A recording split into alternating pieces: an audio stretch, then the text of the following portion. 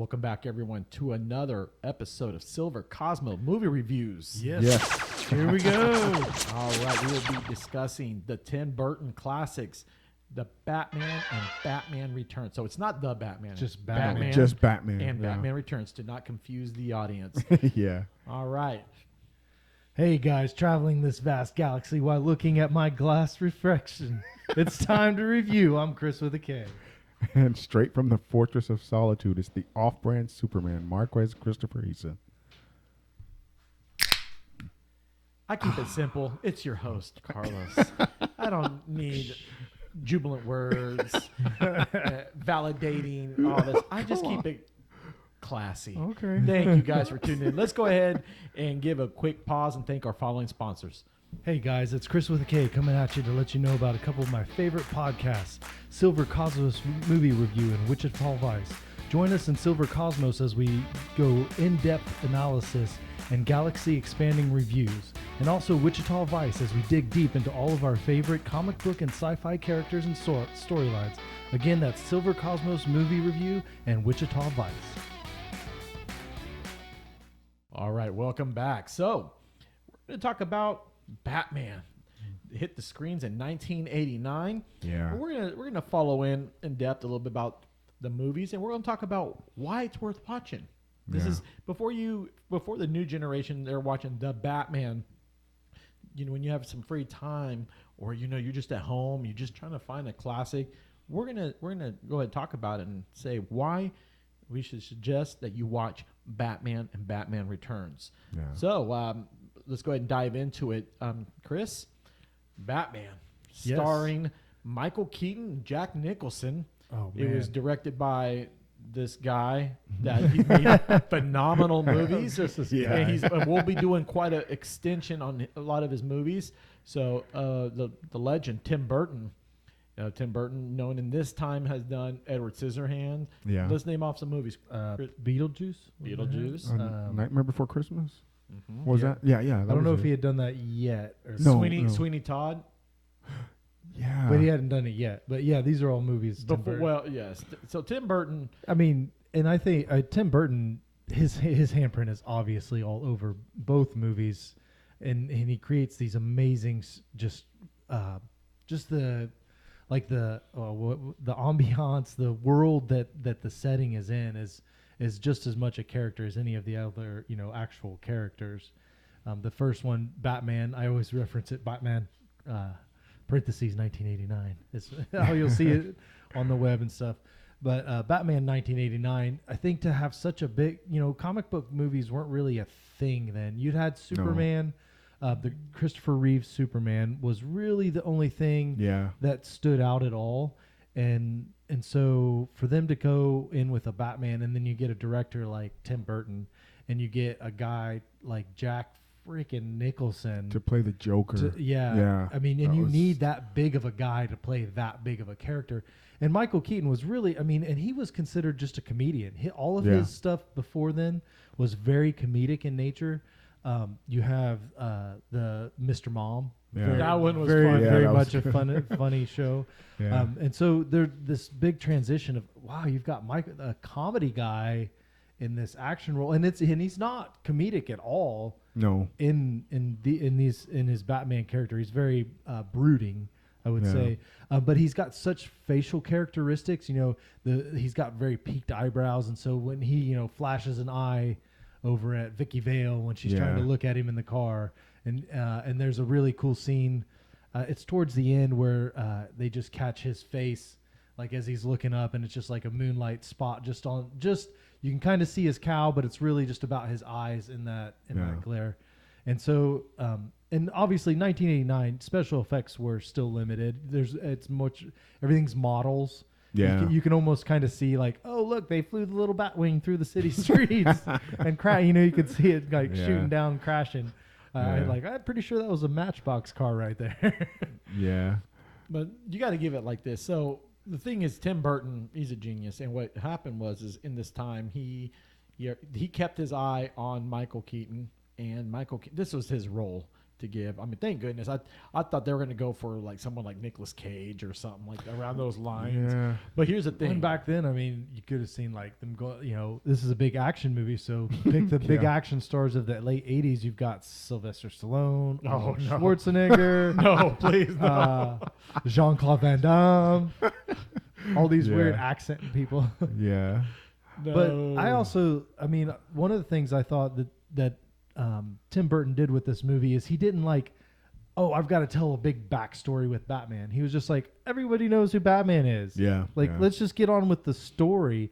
And when I was watching it here recently, kind of as a refresher, this first one was really almost, and really the second one too, is much more stories about like there's so much more character development in the bad guys. Yeah. Which is kind of what Tim Burton did that really stood out. Like in this first one, you see Joker go from essentially in a flashback memory, just a thug who kills his parents. Yeah. But Bruce never put two and two together because he didn't really, until he heard the "Did you ever dance with the devil in the pale moonlight" line. Exactly. And then, so you got that, and then at the beginning of the movie, he's just a gangster, kind of number one of the big mob boss, but he's just a bad guy. Yeah. You know, just a mafia bad guy, doesn't care who he hurts, just trying to climb the ladder. And then, you know, he turns into the Joker through the acid bath, which kind of essentially drives him crazy, desensitized, like his nerves are all fried all over his body now.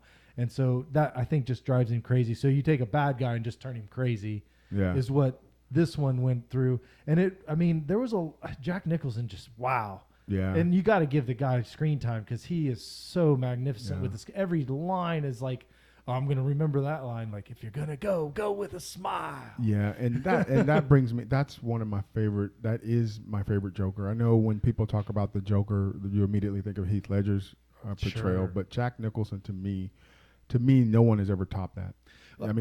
His performance, but you think of I the think time. he should, if it would have been 10 years later, he probably would have won that Oscar that Heath Ledger did. Without a doubt. And this was back 89, guys. Tell you how old I am. That was my first year in high school.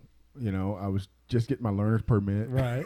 And, you know, I remember going to the movies, my mom driving me, that she let me drive to the movies for the first time. That was one of my biggest things. And I was like, oh, and I was pretending like that was the Batmobile. My mom's 98 Oldsmobile. I remember thinking like, this is the Batmobile. She said, you better keep your eyes on the road. I was remember thinking, but no, we saw that movie. That was the first non-Superman superhero movie my mom took me to see, you know, and I was just blown away by the Joker, more so than Batman. Because Batman, to me, you know, at that time, I had no real insight. My only thing was when Batman showed up in the Justice League in the Superman comic, you know, and that old campy Adam West version of Batman. Yeah. But after that, I didn't really know much about Batman. But the Joker, I mean, just the fact that here's this, and they made him look like psychotic in that they put the little prosthetics on his mouth to make him have this permanent grin, and it just looked which was a result of the nerve damage and bad doctor working on him. And prior to that, we'd never seen anything like that. You know, we'd never seen, this, I think that this movie sort of personified the dark, shadowy force type of hero on the big screen, you know? But and he's not like, in more recent, there's a lot more fighting. He's a lot more out. This one, he was very much in the shadows. He would drop down and get something and go out. Like he wasn't trying to run down and beat up 100 guys. Like, and you never saw him leave. And he got hit. He got hurt. Oh, he wasn't invincible. No, he got banged up hard in one of the final fights. I mean, just getting his butt like he had nothing. Yeah. So, but the other thing that I like about Jack Nicholson's Joker so Heath Ledger's was a much more just psychotic, homicidal maniac type. Yeah. And this one from Jack Nicholson still had that campy Joker feel, a little bit of that old Adam West. Like he still did silly things. He was diabolical. He was definitely psychotic. He had definitely had a psycho break, and thought it was okay to kill people, but he was like, it's art and I'm just we're having a good time. And one of my favorite lines was like, where does he get those those wonderful toys. Yes. That was such a cool line. He was just, One of my favorite when he asked gun, Yeah. shot the gun. And shoots his Bob. Bob. shoots Bob for no apparent reason. Who'd been there the whole movie, his number one, like. His number one guy. Yeah. Well, let's dive real quick on the character. So on the first side, we're going to talk about Michael Keaton. So Michael Keaton, already he's an Academy Award winner. I mean, he was coming off Mr. Mom, and then he also did Johnny Dangerously and The Squeeze. Yeah. So in those times, But again, comedy. Well, The Squeeze maybe not.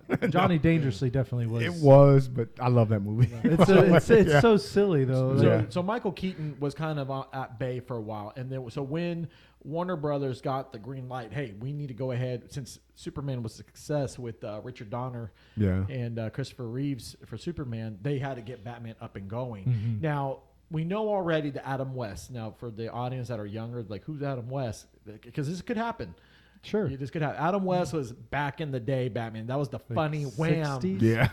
Pow. Yeah, And then there were colorful characters. Yeah. Not as serious. They were much more like cartoons. I mean, it was almost like a live action cartoon. Pretty like much. Very campy. But I'm glad that they took the Joker version of how he was in the 60s. Was it the 60s? Yeah, I 60s, think it was. 70s, Yeah. and brought it into Jack Nicholson. So, and let's not take away from the other characters in that time.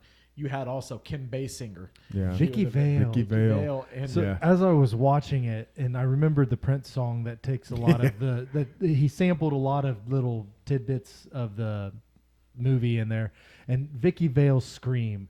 It's just, that's the one thing I don't like. She has this high pitch, like you hear it, it's like and it just happens so much throughout the movie. Yeah, and looking back, It gets a little too much, and it felt so composed. Not at the time, but now when looking back. Well, at yeah, it like when I watched it again, I'm like, really? Come on, get off with this screen, Vicky Vale. Yeah, she's no Linda Blair at all. No, but no, we will not talk about Linda Blair on this show. Okay.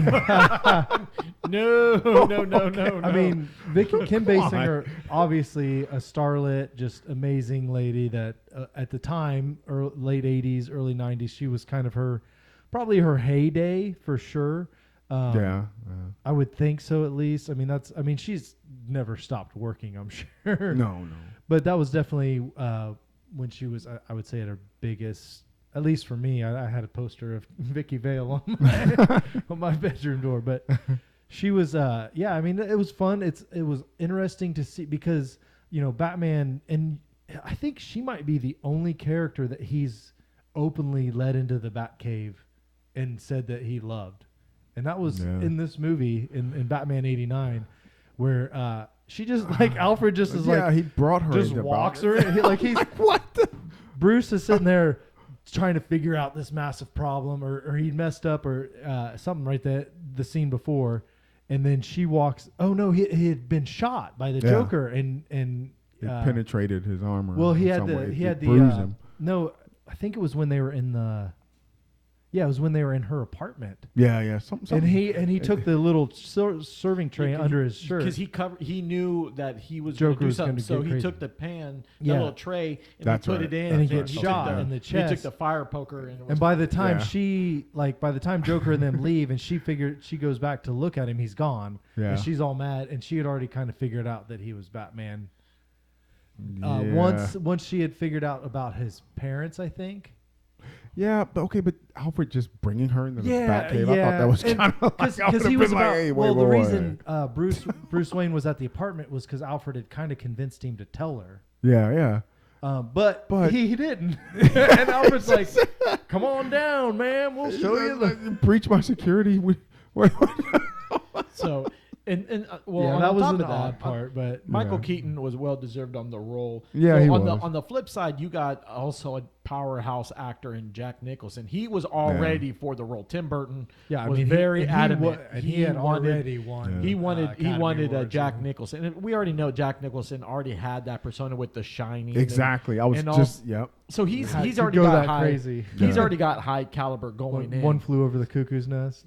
Oh yeah. I forgot So about that. now let's. Jack had actually given Heath Ledger a warning about he's like, be careful with this Joker character because it can mess you up. Like he had a little bit of trauma like delving too deeply into the mind, because you're a lunatic and you've got to cut all these boundaries of reality to really embody that. And of course, Jack Nicholson's such a good actor. He takes on a character, like he's one of those actors that he later in life he kind of, well, that's Jack Nicholson playing whatever, but early on, I mean, he was always a very good actor. Yeah, a method actor. Yeah.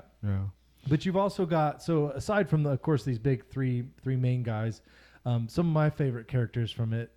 One was her buddy reporter Robert Wool, I think was his name, who we'd probably recognize from Arliss, was his biggest show. He did some movies. He's been in hundreds of movies. You'd see if you recognize him. But then you also had Jack Palance, who played Grissom, which was the mob boss.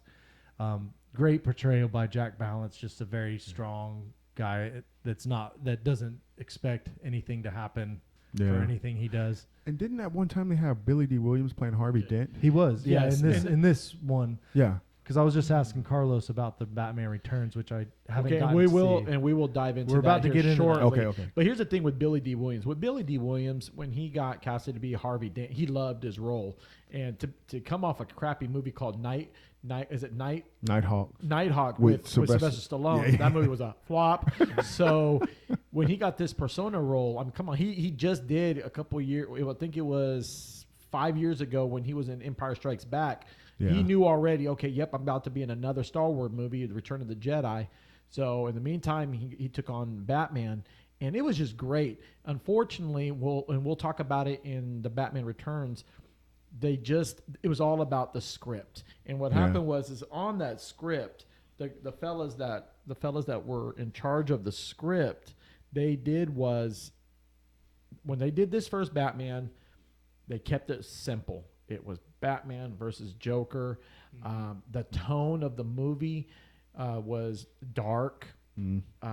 Also, you gave Bruce Wayne. It was more focused on that Batman part, not too much Bruce Wayne. So the platform was already set to go. Now let's dive in a little bit about the Joker. Joker, in essence, he's the prince of crime. Yeah. The guy literally is the arch nemesis of Batman, because he's intellectually smart.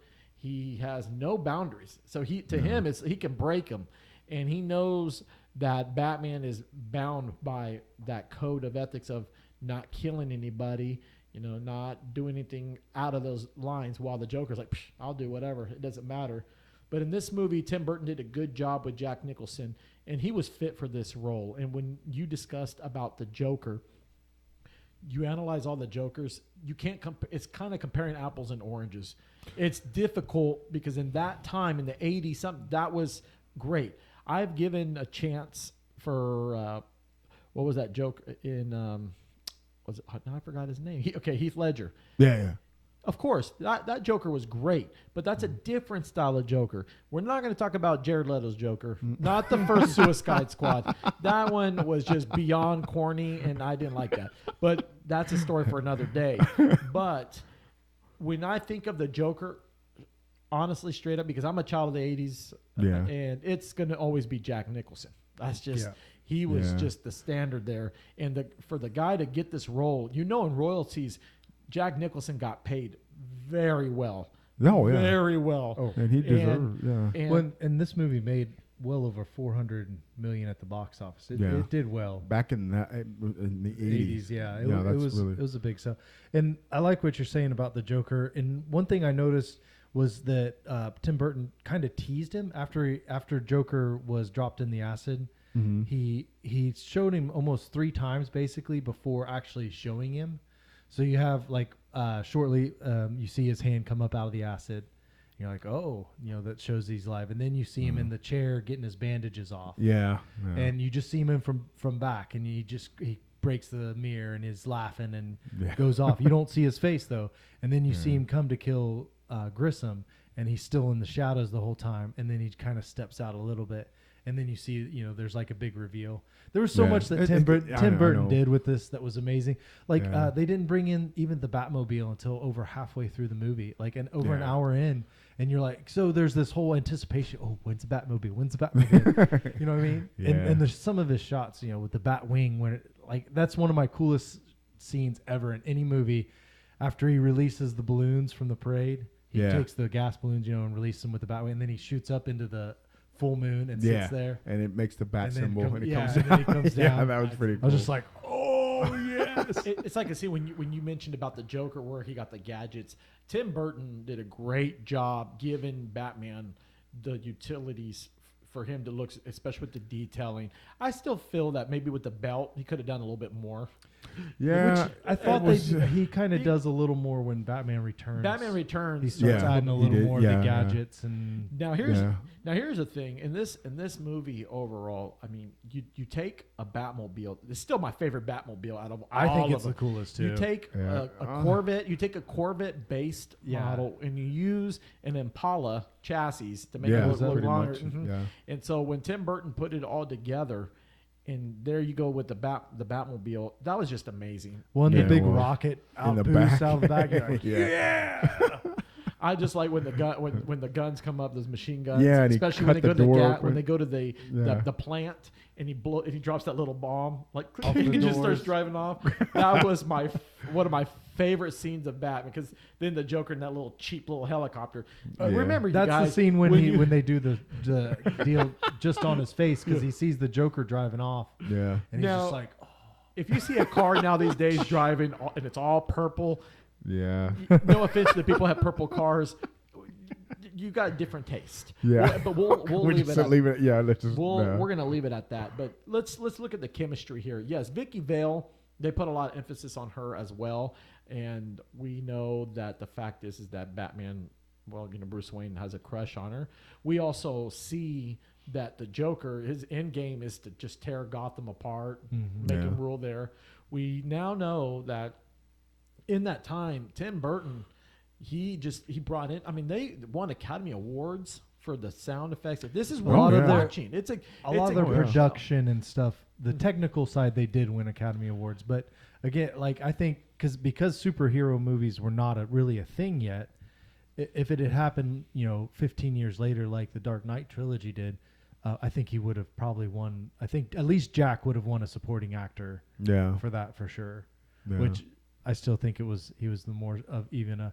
But there was a couple things that really got me with the campiness on it. There are a couple things where the parade route, Batman comes flying in the Batwing, unloads hundreds of rounds of bullets and like 4 or 6 missiles.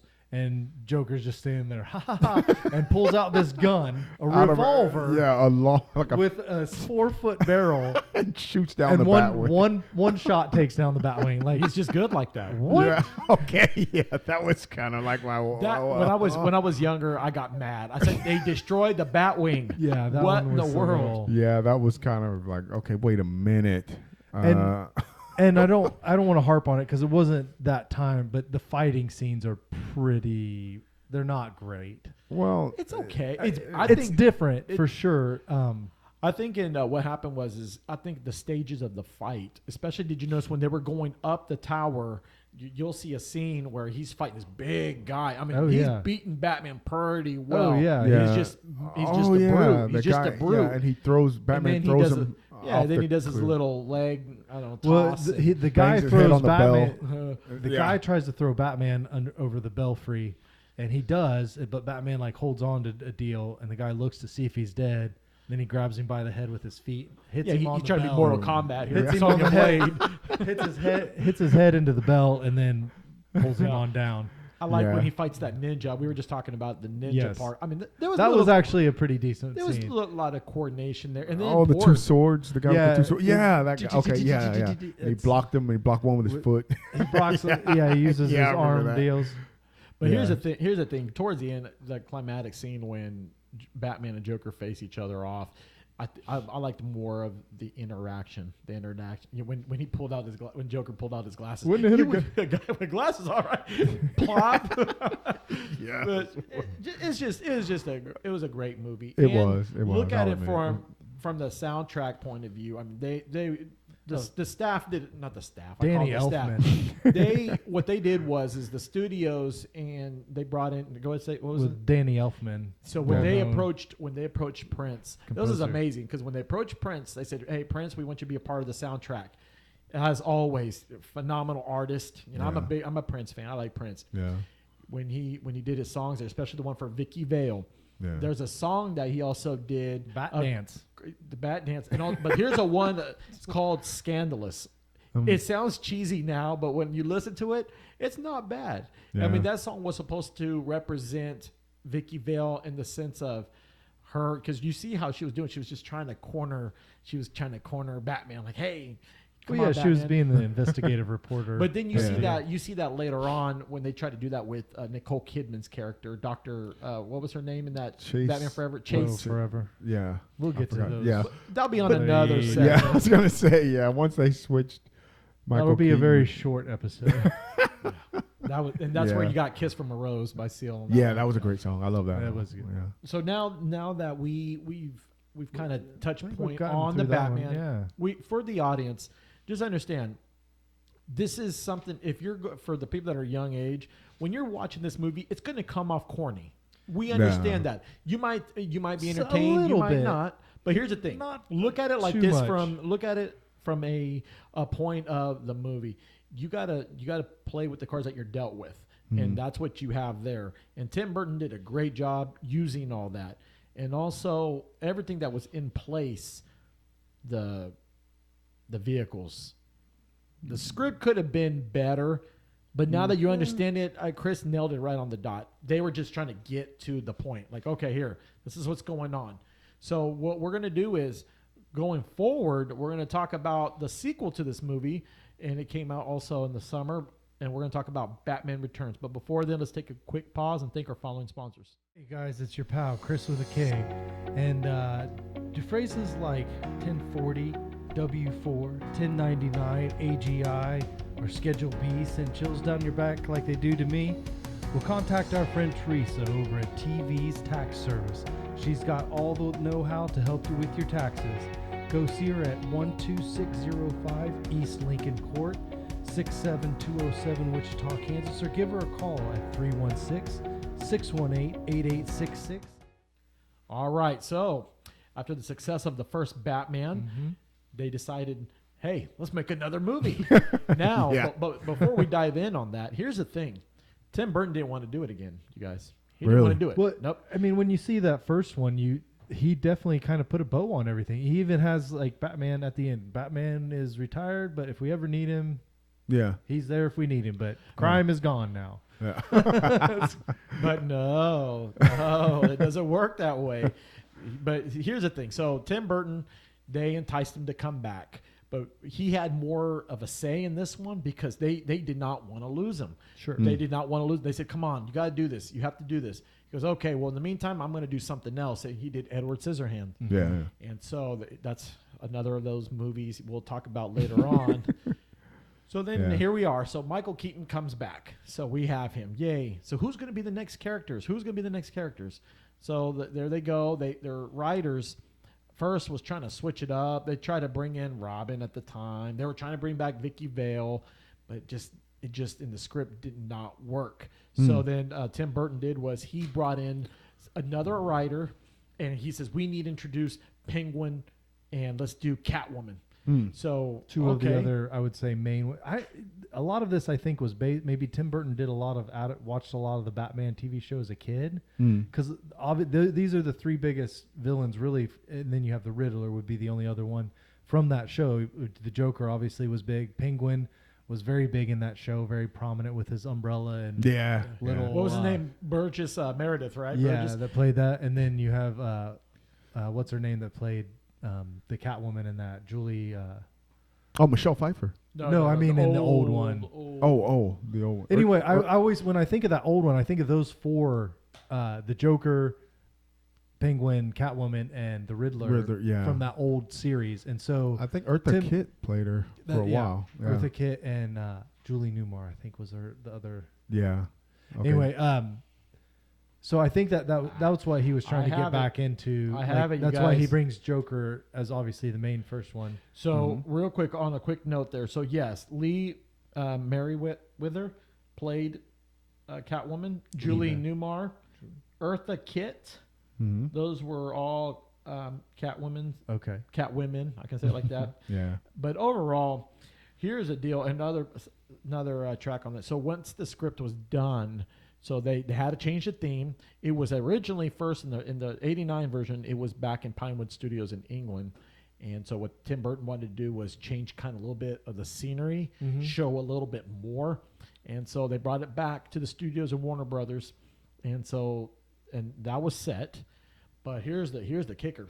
So when they brought in that new writer, they needed to bring another character. Now, for the people that are confused here, Shrek is not part of the Batman universe. He was made up. Liberties of the director. Because remember, when Tim Burton signed on, he goes, okay, but I'm in control. I'm running everything. Not you guys, no the producers, none of them. That's how it should be. So they got booted to the side. So he says, okay, we're gonna make it different.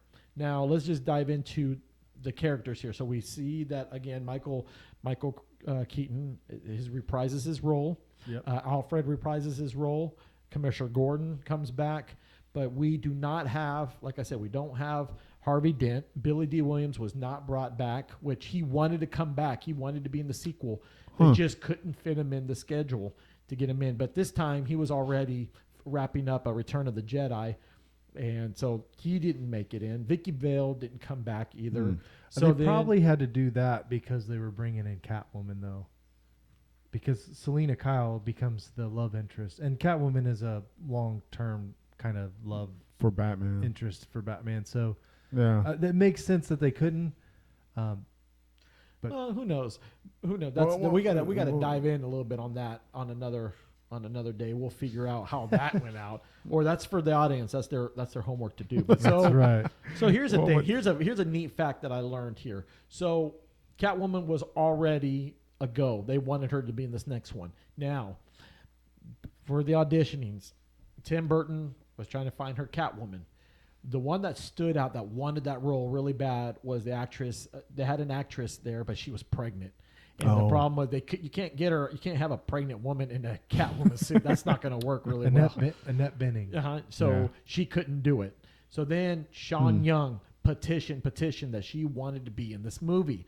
She had her little role in Blade Runner, and she did some other movies, but I wouldn't say they were high. I still think Blade Runner was probably her best one, where she plays the replicant Rachel. Yeah. So she petitioned. She went on a show, the Jonah Rivers show, and she dressed up as a Catwoman. She was adamant she wanted to be the Catwoman, but Tim Burton and the producers said, "Nah, we don't want you." So she then, went kind of crazy over that, didn't she? A little bit. She kind of did a little extreme. So then we have this beautiful blonde comes in by the name of Michelle Pfeiffer. Yeah. She comes in, blows them away with her acting. And then when they did the suiting for her, when they put her in that cat suit, they said, "Okay, yep, this is for her. This is for her." And we know already she did Grease 2, which is not a cool movie, but we'll just leave that alone. But if you'd known her, of course, and she was in Scarface. Yeah. She was in what was that movie with her and Matthew Broderick? She was Lady Hawkeye. What was her? She was. Was it Lady Hawk? Lady Hawk. Okay. That was like a made for TV, wasn't it? Yeah. Yeah. That was a great. We had that on video growing up. Yeah. So she was. Yeah. She was. Fun little fantasy flick. And then, of course, later on after this movie, she did Dangerous Minds, which was that was a pretty phenomenal. But in the meantime, I just remember her in Scarface because that was the only Michelle Pfeiffer movie. Yeah. I remember that she was in. Yeah. So now that we're in, so we have our main characters.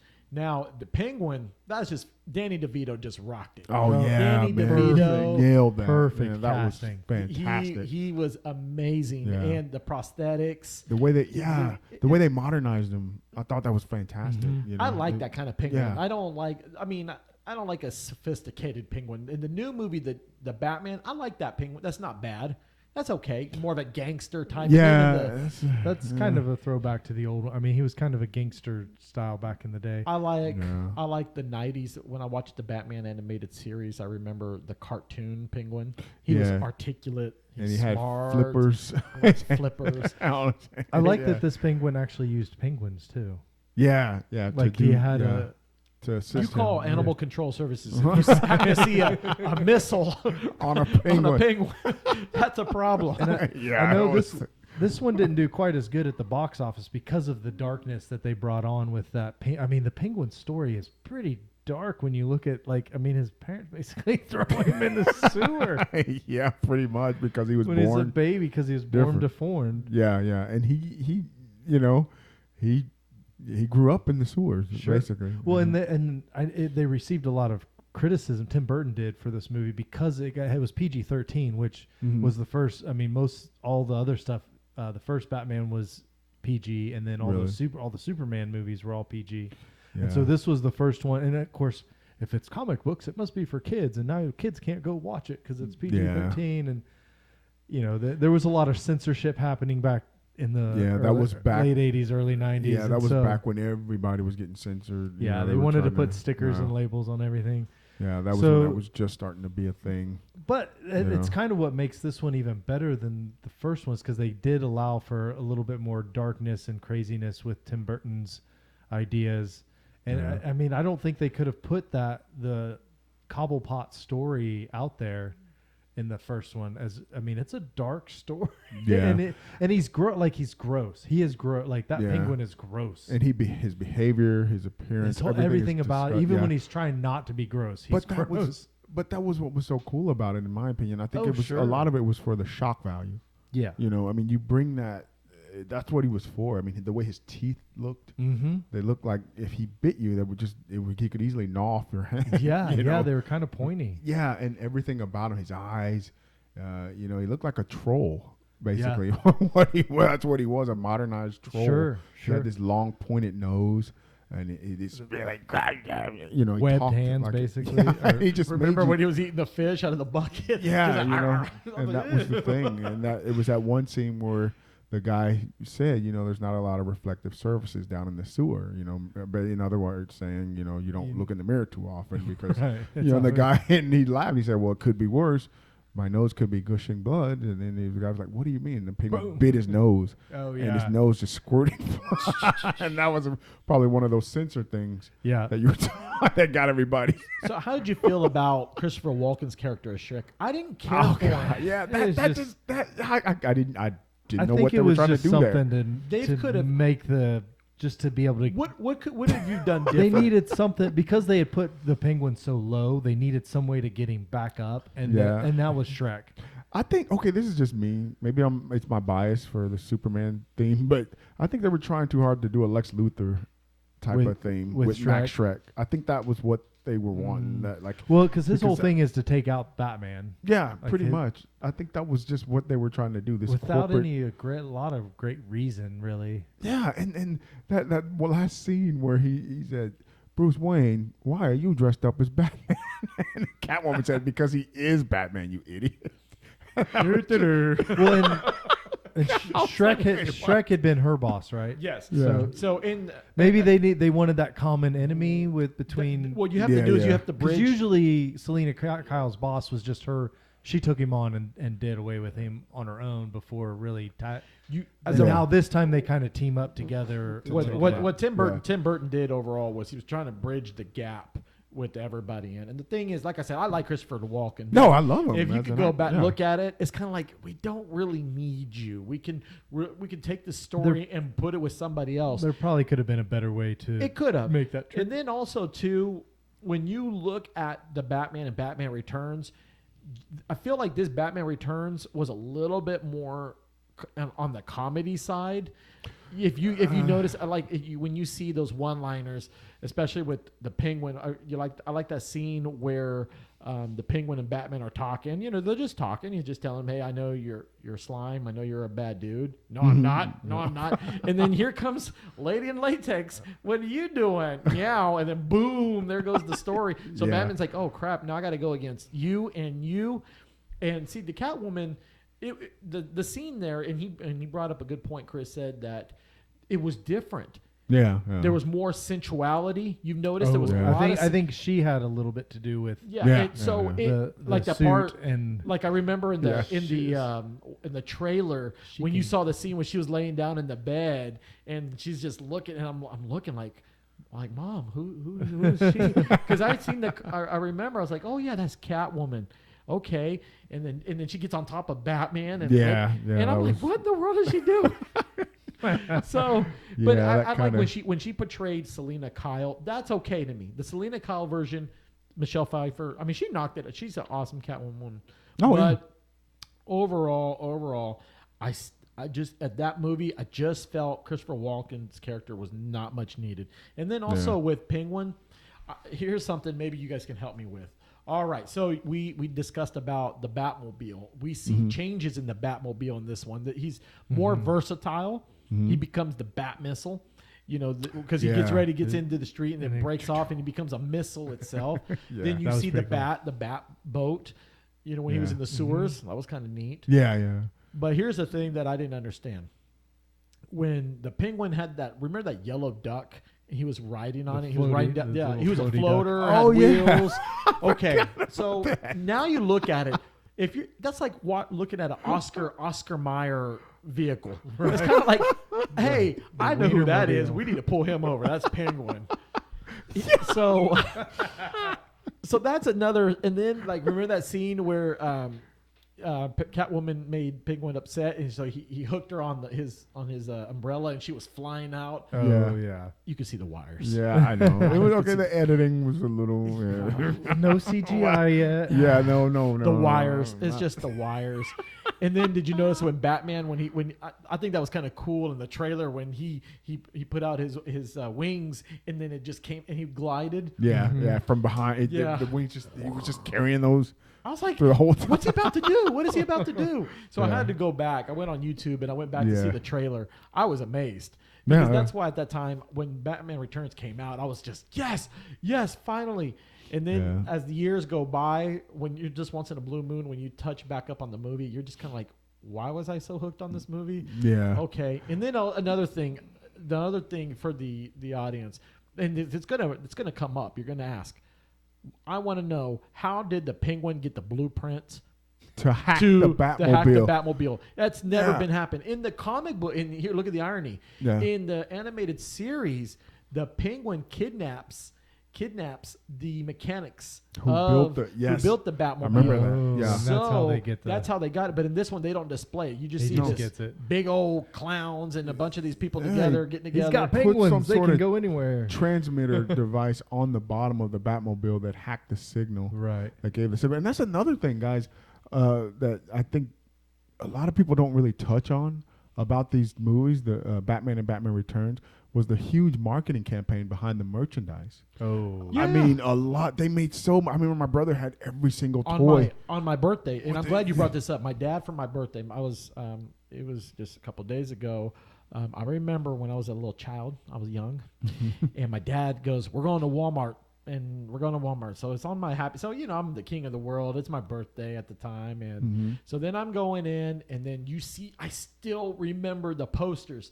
So in the aisle, they would have a big Batman. They had the Penguin in his ducky vehicle, and they got Catwoman. They had all so that. Then when you go in, so I wasn't balling out of control when I was young, so I couldn't afford the Batmobile. That's gone. I can't get the bat boat. Can't get that. And then you look at all the characters. You see different style of Batmans. And I go, but wait a second. In the movie, he didn't wear that. He didn't wear that. He didn't wear that. Still, so the aquatic Batman, he was the only one that stood out. Yeah. He was all yellow. Yeah. He had a little boat with you press the little button. Scuba guy. Right? And then a missile would come out. Yeah. And then, the next week I lost the missile. Yeah, that was tragedy. But, yes, the marketing side.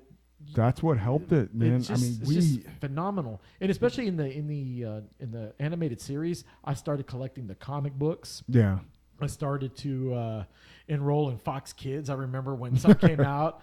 And marketing does help, especially they've done this in Star Wars. Oh, yeah. That's why when they make a PG-13 or PG, they're able to market much easier to children. and stuff like that, because that's their largest market, I believe. And I remember, because I didn't go see Batman Returns when it first came out. I didn't see it until I saw some of the toys. Oh, really? You know, so and that's what got me interested in the movie. I saw the Catwoman. I think I saw it right when it came out. I saw the Penguin action figure, and I thought, that's the Penguin. Yeah, I thought he looks really. That's cool. Well, that's my thing about these. Like, the some of the there's no CGI, so some of the effects are a little camp, but they're more practical though. They are. I mean, but when you compare them to like more recent stuff, you're like, oh, that's a little cheesy, or that's why did they shoot that? That's just weird. Or like the guy falling down the hole, and you're like, that looks like a dude just hanging, or you know what I mean? Like, so there is a little, but I mean, I think these are all about the performances, and especially the villain performances. Yeah.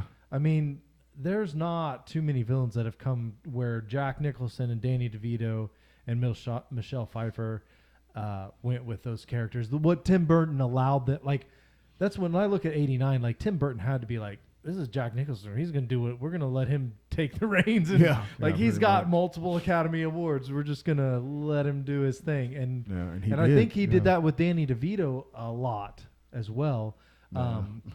Michelle Pfeiffer, I bet he did that a lot, but she didn't have as many lines necessarily. Like hers, she did a little bit, but hers were more about her movements and her physical characterization of the cat movements, and that sensuality that she that was so opposite of her regular life. Like they even said she had to go through some sort of course to try to do the sensual stuff, you know, just the whole thing. She said she's never done anything like that.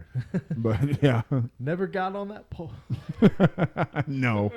The only thing that Shrek did good in that movie was just pushing Selena Kyle out the window. Yeah, maybe that's what they need him for. That was it. Because the thing was, he came off already some dark. I still can't get over when he did the prophecy. He scared me. He scared me in this movie. I was like, I don't like this guy. Because before, later on, when I got to see his older work, I mean, especially The Deer Hunter, that was awesome. Well-deserved Academy Award for that movie. He was phenomenal in that movie. But, so when you put all these characters together, the chemistry goes well. I just feel that a lot of it was misplaced. So on my end, I enjoyed it because I was so excited for the sequel. I enjoyed a little bit of the differences that Batman was going through. I liked it more of the winter setting. Because that lightened up his Tim Burton's darkness that he puts everywhere, but you got snow on the ground at times. And it was like a Christmas kind of theme. There was more. It was because the first one wasn't. That was looked to be set. Who knows? At night. It was set at night. I didn't see the sun at all. I mean, it looked very dry. Looked like another day in Seattle kind of thing. Sun. Yeah. But I thought that they did a really good job making Gotham. It's a living, breathing part of the narrative. One of my biggest criticisms to Christopher Nolan's Batman later on was the lack of atmosphere that Gotham had. Gotham just felt like it could have been anywhere. Yeah, like Wichita. Yeah, you really did. Don't talk about my hometown. That's what I mean. And that's like you have to. I think. Yeah. I mean, I love the Dark Knight trilogy, but me too. I really think when you look at Batman, Gotham has to be exactly because that's the whole reason he's doing this is because of Gotham. What happened to his parents and to make it better. He's a Gotham fighter that winds up fighting to save everything else eventually. But exactly, like he's the almost the epitome of like street level guy. Like even though in comics and stuff he goes bigger with Justice League and all that, but like at his root, like he just wants to clean up Gotham. Yeah, because he saw his parents shot there, and that's. Now he's going to do what the police can't. Well, yeah, like I said. But you have to make that city, like you're saying, make that city part that reason that he wants to do that. And Tim Burton's do. Like there's the darkness, the grime. Like you feel just like, I can feel the soot and pollution on me. Everything. Just from watching He did that really well. Just the imagery. In both. The music. Guys, that's one of the things I think DC does really well. Is the music that goes with all of their characters. Like Superman's theme is so iconic. Oh yeah, Christopher Reeve. I mean, you cannot. For a while, that was my ringtone.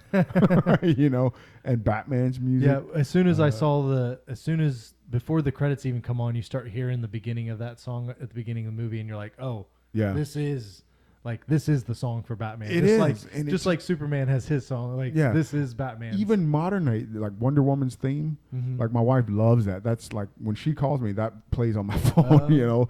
You know that Wonder Woman's rap, that dun dun dun dun dun dun dun. That's undeniable. you know that, and it says, "Hey, Wonder Woman's about to tear something up." But no, that's one of the things that DC does really well is they make themed characters with music, and it goes so perfectly. Sure. It's so appropriate. Like even in the new Batman, the Batman, he has his own music, Carlos. And it worked. Right. And I loved it. So, but yeah. I mean, and that's Tim Burton. Like how he really pulls in the everything about in a movie when he's doing movies. So I'm excited when we get to talk about more Tim Burton movies because, like every one of his movies has that kind of where he just everything comes together and is its own character almost. Like all the non-performing people, like the sets and the music and things like that, become their own characters almost that progress the story or like that are just part of the story that are crucial parts of the story that really make it work.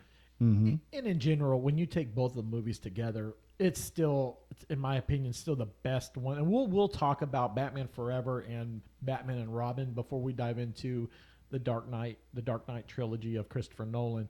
But what I take away from this movie was Michael Keaton. I appreciate his loyalty. When Joel Schumacher took over as producer and he didn't like the fact that it was dark, he wanted to make it a little bit more grittier. Michael Keaton bowed out. He said, you know what? I'm done. I'm not going to do this. That's not the Batman that he was playing. No. And the thing is that actors that stay loyal to the director and their vision, they have my respect. And look, he was gone for a while. Then when he came back and he did Birdman, remember he did that movie?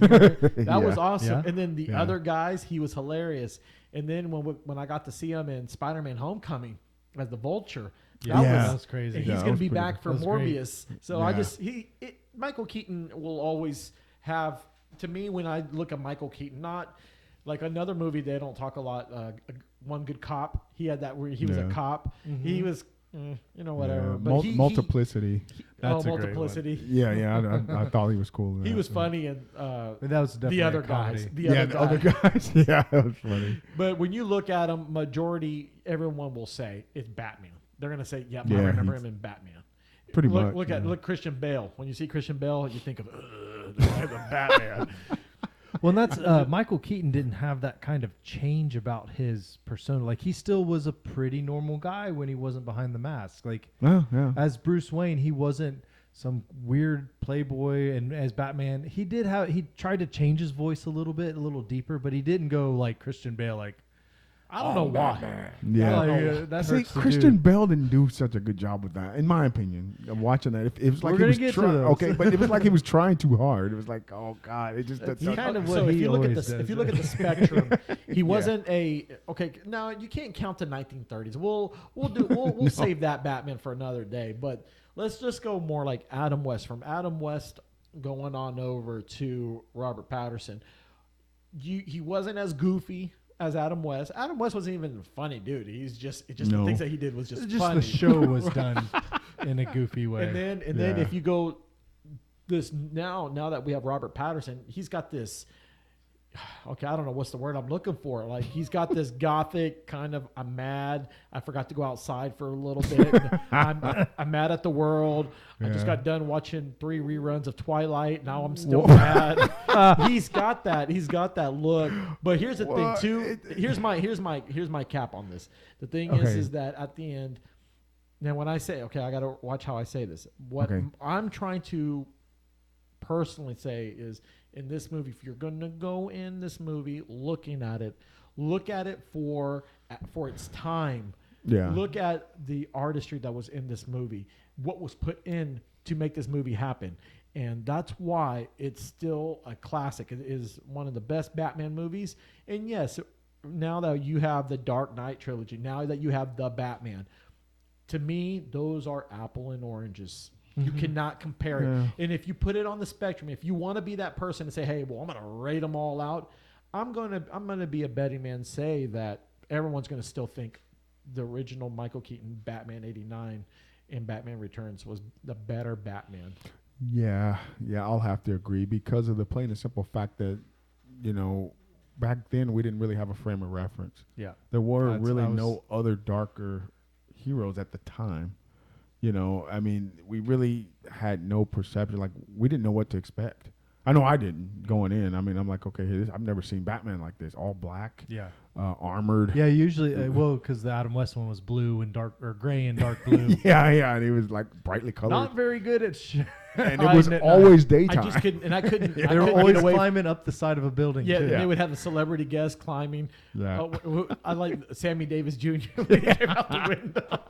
Yeah. Oh, that was, and then we'll talk later about Batman and Robin. That suit was just ridiculous. George Clooney. Gosh. Let's not get into it now. Okay, or we won't have anything to talk I know, about I mean, I will say this though. I like George Clooney as Bruce Wayne. Yes, he not rocked as I thought, but just Batman. I'm like, no. But we'll get that figured out later. But go ahead. I was just gonna say I really like these two. Probably a little nostalgia, but when I was watching Batman '89 recently, I was trying to really take my nostalgia out of it and just like critique. Like, that's why I say, like, some parts of it are a little campy. Some of the special effects are a little odd.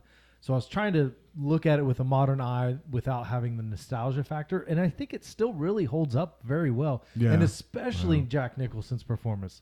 Especially like, if you watch that, you're gonna be like, how did he not win an award that year? Like, because they weren't allowed to back then, folks. There was no respect for the I mean, of course, Superman brought it out in the forefront. I mean, Richard Donner, that was just great work what he did going forward.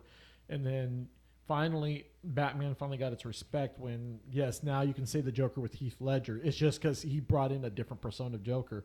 And then when you got Joaquin Phoenix that played the Joker, he did a great job too. I was shocked that he won. I thought, another Joker won? Whoa. Yeah. Well, and that was a different kind of Joker than like the Jack Nicholson Joker. That was closer to maybe the Heath Ledger style, where it's just a guy that goes kind of crazy and then homicidal. Yeah. Whereas Jack Nicholson's was opposite. He was already homicidal. Yeah, Jack Nicholson then went crazy. Yeah, he was the Joker. I think Joaquin Phoenix was a guy that was psychotic with clown makeup. Right. You know? Right. I mean, that's just and to me, I like Joaquin. I like the Joker movie, but it was just, for me, it was kind of just sad. Yeah. It was just really, it was really sad. Now I kept wondering where they were going to go with it, and it was like, oh, okay, I see. It's like they're going crazy. Yeah. And like I said, we'll do later on a special edition. We will do the other Batmans. So stay tuned in on the new episodes that we're going to be doing, and also don't forget, we also have our Wichita Vice. We're going to do Morbius. That's going to be the next one. Yeah. And we decided we're going to do Blade as well. So we got Blade and Morbius is going to be in there.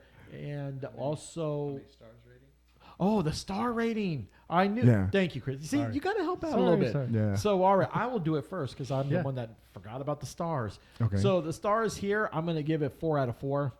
And the reason why is because of the time that it was in, and also the marketing that was in it, the soundtrack, and then the brilliancy of Tim Burton putting something dark together, and then just having those actors, those heavy hitters in Jack Nicholson. And I'm not going to say Michael Keaton was, but Michael Keaton was meant for the role of Batman. So I'm going to give it 4 out of 4. Yeah, I think I'll do the same. I mean, because it really changed cinema for me for a lot of reasons. I mean, a lot, like I say, that was the time for me. Like, I was hoping for a superhero movie, another good superhero movie, and they delivered. So I'll give it 4 stars out of 4. I'm going to be a little odd. I'm going to go for the audience that doesn't feel the nostalgia. I'm going to go 3.5. Okay, cut his cord right now. cut it.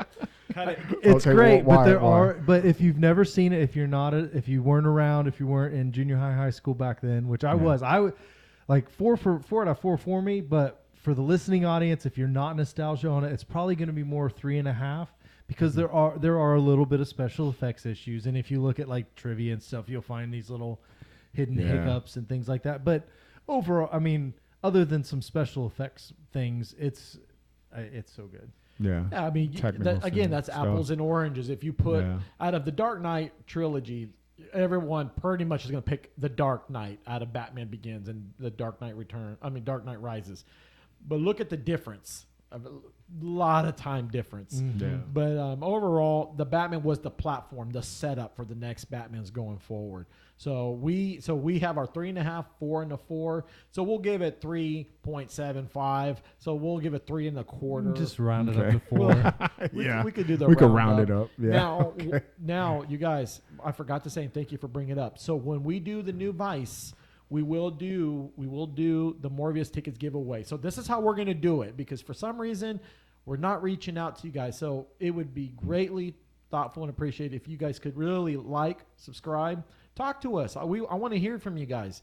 I really want to hear feedback. I want to hear who's your guys' characters. We're a family here, and like I said, we're trying to reach out to new communities, new cities. We're trying to make this big, and the way we're going to do it is just the word of mouth.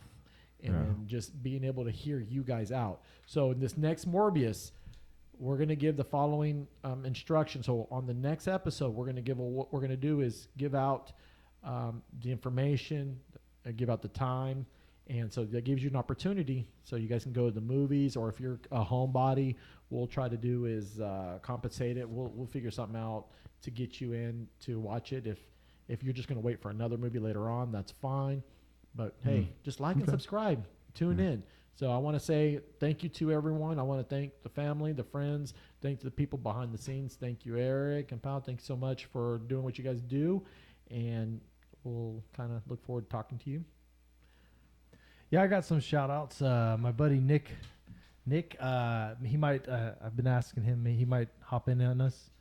Okay. He's got some, he does a guided Tanzanian tour, so that's kind of cool. Oh, okay. So, and then a good friend of mine at work, Keaton, holler at you, Maya. And Daniel, thanks for listening, guys. Okay, friends and family. Give us some comments and stuff. Okay, yeah. Thank you, friends and family, and everyone watching. Love you guys. All right. We'll look forward to hearing from you guys in the next episode.